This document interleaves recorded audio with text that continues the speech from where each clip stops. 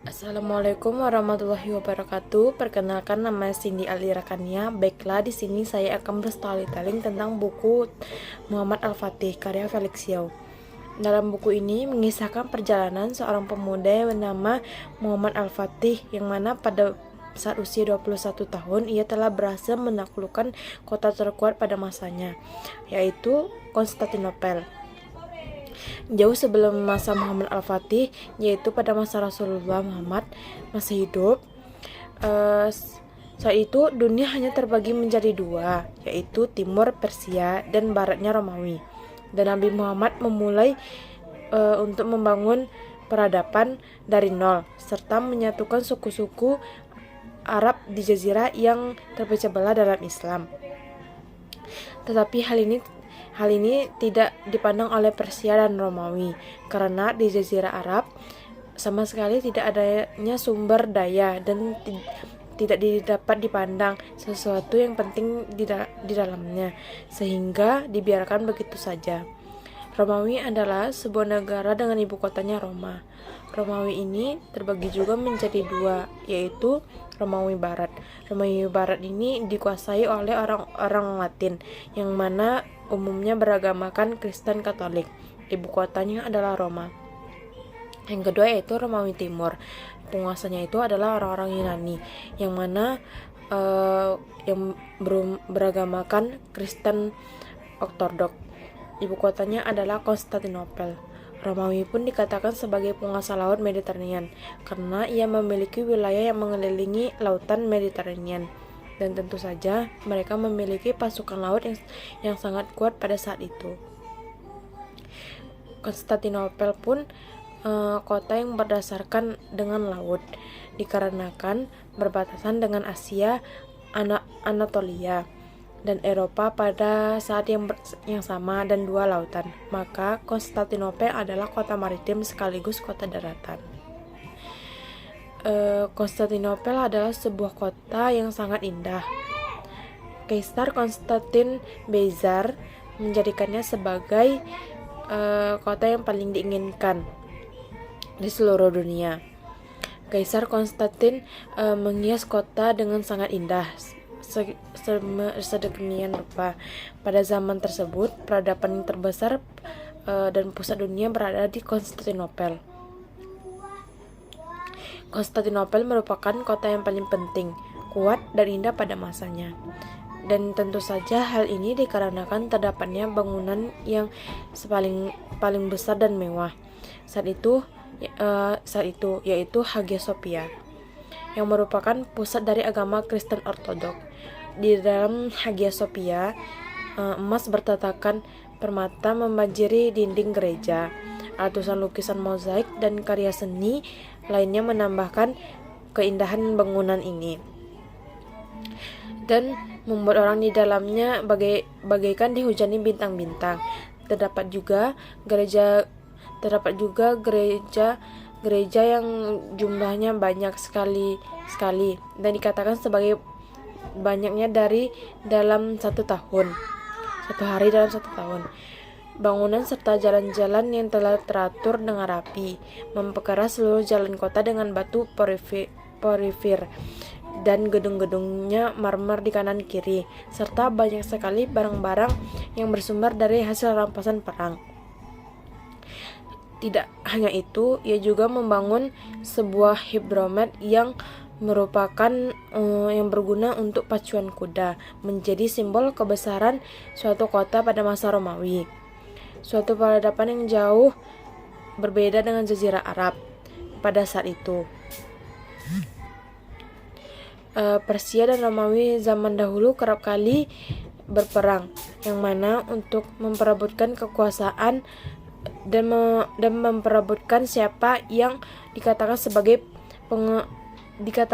penguasa dunia pada saat itu. Di akhir peperangan yang berkepanjangan ini, maka dimenangkan oleh orang Romawi, yang mana dikarenakan munculnya seorang pahlawan sebagai kaisar yang memimpin pasukannya, memimpin pasukan Persia. merebut kembali wilayah-wilayah dari Persia, serta merebut kembali salib suci. Kemudian ia mengarak salib suci ini dari tempat direbutnya hingga sampai ke kota Yerusalem dan dikembalikannya ke gereja makam Kudus. Kaisar ini bernama Heraklius. Pada saat jaya-jayanya, pada tahun 629, setelah itu ia mengembalikan salib suci ini, maka dikisahkan ia menerima surat dari Muhammad. Pada tahun 629 ini Rasulullah banyak mengirim surat kepada pembesar dunia saat itu, antara lain kepada Kisra III, Syahrazad Persia, Heraklius, Kaisar Romawi, Muqawqis, Pederi Mesir, Bazan Raja Yaman, Muzir al-Musawa, yang mana mengajak mereka untuk masuk dalam Islam. Kemudian singkat cerita, akhirnya wilayah Persia telah dikuasai oleh Islam, menjadikan saat itu hanya ada Islam dan Romawi. Konstantinopel merupakan sebuah kota yang dijanjikan oleh Allah kepada kaum muslim oleh Rasulullah. Bagi kaum muslim, nama Konstantinopel berarti kemuliaan yang telah dijanjikan oleh Allah dan Rasulnya. Dalam Bisyayah, mereka sebuah janji Allah yang menjadikan kenyataan. Selain itu, Rasulullah juga mengisyaratkan dari lisannya. Bisyayah artinya adalah kabar gembira tentang peristiwa yang akan terjadi di masa depan. Muhammad SAW ini menjadikan penyemangat suatu sumber energi yang tak terbatas menjadi satu tujuan bagi pejuang Islam. Ini merupakan suatu hal tentang keimanan dan keyakinan kepada Allah dan Rasulnya, tentang janji Allah. Maka dari itu para sahabat berebut untuk menaklukkan kota Konstantinopel dan mewariskannya dari generasi ke generasi. Pertama kali yang ingin mewujudkan misaya Rasulullah ini adalah Yazid bin Muawiyah pada 669. Inilah ekspedisi pertama Konstantinopel. Ia membawa pasukan besar dan termasuk di dalamnya adalah Abu Ayyub al-Ansari, seorang sahabat dekat Rasulullah. Ekspedisi ini mengalami kekalahan dikarenakan tidak adanya persiapan. Beberapa tahun kemudian, maksud sama Khalifah Sulaiman bin Abdullah Malik mengepung Konstantinopel untuk kali kedua melalui saudaranya Masalamah bin Abdul Malik 717 sampai 718. Ia membawa 80.000 pasukan muslim di hadapan benteng Konstantinopel dan 1.800 kapal dengan 1.180 awaknya mengepung Konstantinopel dari jalur Marmara. Ekspedisi ini juga mengalami kegagalan dikarenakan tidak memperhitungkan cuaca ekstrem yang mana selama 100 hari salju turun, serta kaum muslim tidak berpengalaman dalam kondisi seperti ini sehingga mengalami kesengsaraan karena wabah penyakit. Kegagalan ini mempunyai sebuah makna lain bagi kaum muslim setelahnya. Sebuah pijakan besar untuk menancapkan bendera Islam di puncak tertinggi Konstantinopel. Semua itu hanya anak tangga menuju hadiah utama, yaitu Konstantinopel. Jauh di sebelah timur terdapat kaum yang kelak akan melahirkan keturunan-keturunan para pahlawan dalam Islam, para pemberani, para ksatria Islam, yaitu Bani Turk. Pada pertengahan abad ke-6, kaum Turki melakukan imigrasi menuju wilayah barat dikarenakan tekanan dari sepupu mereka, kaum Mongol. Di antara mereka ada yang berimigrasi ke utara dan menjadi Kristen. Suku Turki yang paling besar yaitu Bani Uqus. Mereka berimigrasi ke wilayah Persia pada saat itu. Setelah takluk oleh kaum muslim, adapun Bani Uqus adalah kabilah Turki pertama yang menerima Islam pada masa Utsman bin Affan. Turki bangsawan Bani Uqus pemimpin Kesultanan Saljuk yang memimpin kaum Turki. Sultan Saljuk berikut dijabat Muhammad dengan gelar Alper Aslan.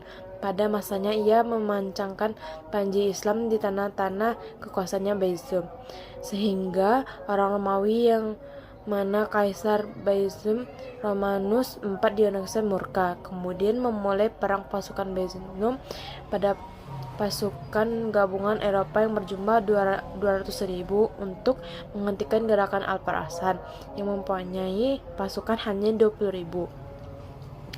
Alper Hasan mengirim utusan damai tetapi ditolak. Akhirnya kedua pasukan ini bertemu di Manzikert pada 26 Agustus 1071, yang mana pertempuran ini dibenangkan oleh Alper Hasan dan Romanus IV Diogenes ke Alper Hasan diserang. Sejak inilah orang Romawi mulai melihat kekuatan dari kaum Muslim dan mereka meminta bantuan kepada orang Kristen Katolik di Roma. Dan inilah penyebab munculnya perang salib. Tetapi setelah pertempuran di Manzikert, Alper Hasan wafat dan penerusnya tidak bisa menjaga persatuan Islam sehingga jatuhnya Yerusalem dan mereka mendapatkan Al-Quds. Setelah jatuhnya Al-Quds, muncullah seorang kesatria keturunan Turki Saljuk yang bernama Nuruddin bin Imanuddin Zangki yang mana memiliki pegawai, salah satunya bernama Najemnu bin Ayub. Najemnu bin Ayub mempunyai anak dengan bernama Yusuf yang mana dikenal dengan Salahuddin yang akan menaklukkan Yerusalem kembali dan menggantikan situasi politik dan dari Kesultanan Saljuk menjadi Kesultanan Ayubi. Di masa inilah muncullah pahlawan lagi dari keturunan Bani Uus bernama Etruk bin Sulaiman.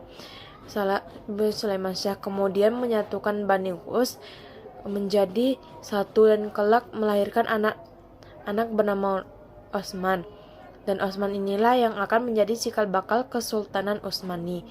Memiliki guru bernama Syekh Dabali serta ia menikah dengan anak gurunya tersebut, mempunyai anak bernama Orhan Ghazi. Osman adalah Konstantinopel. Orhan Ghazi, orang-orang yang berperang, adalah tipe tertinggi bagi orang Turki. Melanjutkan perjuangan ayahnya yang mana melanjutkan perjuangan pembebasan kota-kota di Anatolia, yang mana waktu itu dikuasai oleh orang Romawi Timur. Pada 1326 menjadikan ibu kota Kesultanan Utsmani di kota Bursa agar lebih dekat dengan Konstantinopel. Ketika terjadi gempa bumi, Orhan pada 1354 dapat menguasai Gallipoli, sebuah kota pertahanan yang terletak di Selat Dardanella, dan ini memantapkan posisi mereka di Eropa. Dan ini kali pertama setelah 717 kaum muslim akhirnya kembali menginjakkan kaki mereka di Eropa. Murad I sebagai pengganti Orhan merupakan administrator yang sangat cakap. Pada tahun 1361 ia menaklukkan Adrianople, Konstantinopel, dan mengganti nama kota tersebut dengan nama Edirne.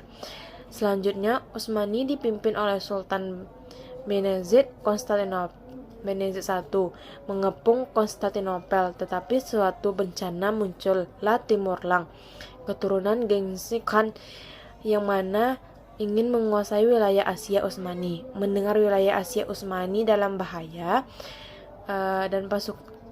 maka ia dan pasukannya beralih menuju Ankara, tetapi ia dikalahkan oleh Timurlang pada tahun 1402. Kekalahan ini mengakibatkan Bayezid ditahan dan meninggal di penjara. Kekacauan Utsmani dimulai yang mana diakibatkan keturunan Bayezid memperebutkan kekuasaan setelah 10 tahun berlalu. Barulah Mehmed I dapat menyatukan seluruh Bani Utsmani yang terpecah, maka ia digelari pendiri Utsmani. Setelah Utsman I, Mehmed I memiliki anak bernama Murad II, dan Murad II memiliki anak, dan anaknya inilah yang bernama Muhammad Al-Fatih, yang mana kelak akan menaklukkan kota Konstantinopel. Muhammad Al-Fatih, sang penakluk kota Konstantinopel, lahir pada 29 Maret 1432. Diawali sejak beliau masih kecil. Sejak kecil oleh ayahnya dididik dengan intensif oleh ulama pilihan, diantaranya Syekh Ahmad Al-Qurani dan Syekh Ahmad Syamsuddin. Pelajaran pertama Al-Fatih merupakan pelajaran tentang adab. Syekh Ahmad Al-Qurani mengajarkan beliau tentang Al-Quran. Cara Syekh A'ad Syamsuddin mengajarkan Al-Fatih adalah dengan selalu menceritakan cerita perjuangan Rasulullah SAW dan pengorbanannya dalam menegakkan Islam. Bahkan Syekh A'ad Syamsuddin selalu mengulangi perkataannya bahwa kamulah Al-Fatih, pemimpin yang dimaksud dalam hadis Rasulullah SAW. Al-Fatih sadar bahwa selain menempa dirinya, ia juga harus menjadikan pasukannya menjadi sebaik-baiknya pasukan. Karena Konstantinopel hanya dapat ditaklukkan dengan pemimpin dan pasukan yang terbaik, yang dikenal dengan nama Yeniseri. Al-Fatih juga menambahkan sekitar 7.000 pasukan dari pengawal pribadinya kepada divisi Yeniseri. Yang paling penting, Al-Fatih dapat menahan dan mengawasi pergerakan logistik di Konstantinopel, karena Selat Bosporus ibarat nadi utama yang mengalir di kehidupan kota Konstantinopel. Nama benteng tersebut adalah Rumeli Hisari yang berada di wilayah Eropa. Seolah dari jawaban Allah atas doa sang sultan, maka pada 1452 seorang ahli senjata dari Hungaria datang menawarkan keahliannya membuat meriam. Al-Fatih menerima rancangan Orban ini, memerintahkannya bahwa untuk memperlakukan Orban dengan baik dan membayar keahliannya 4 kali dari permintaan Orban.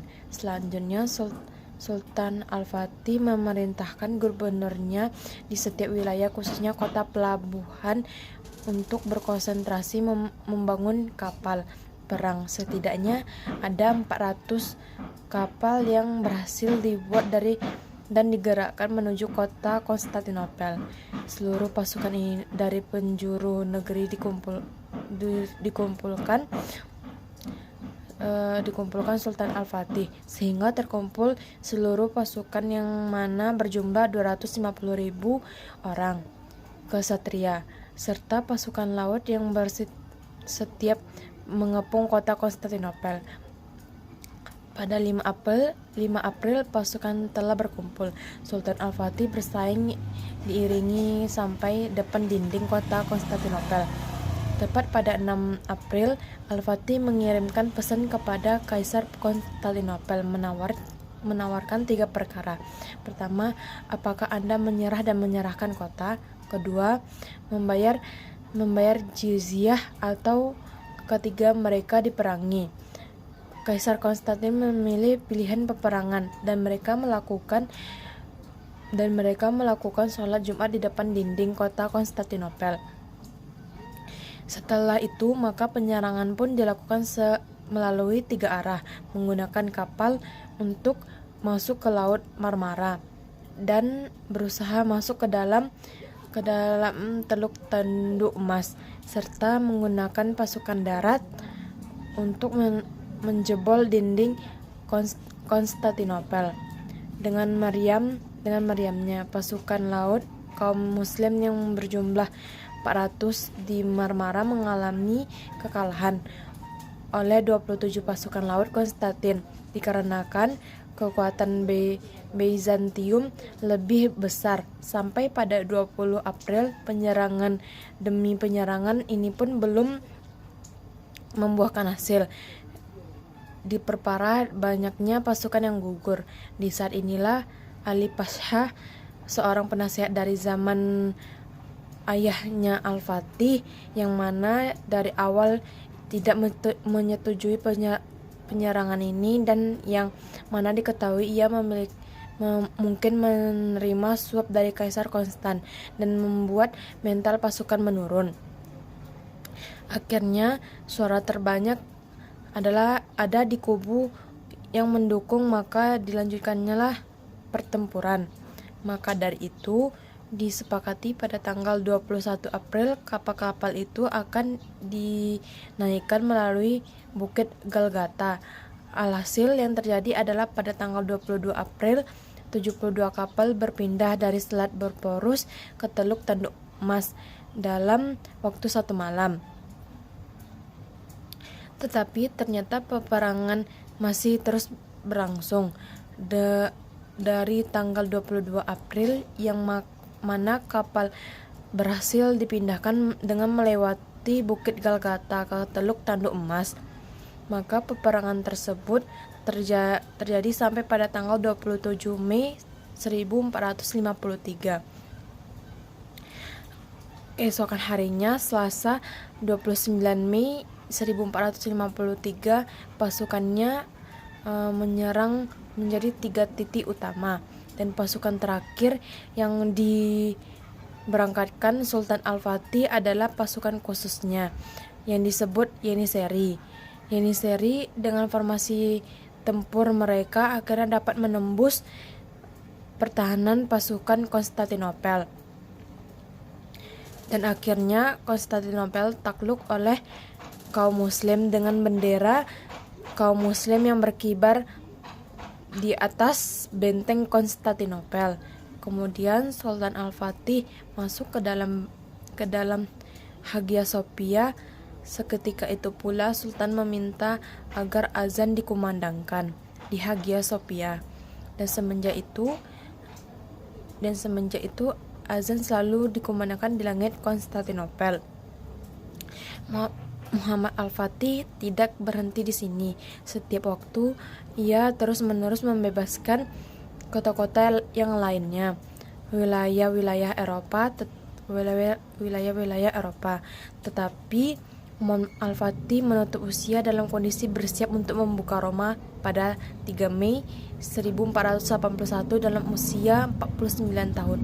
Baiklah, sekian storytelling dari saya. Apabila ada kesalahan mohon dimaafkan. Assalamualaikum warahmatullahi wabarakatuh.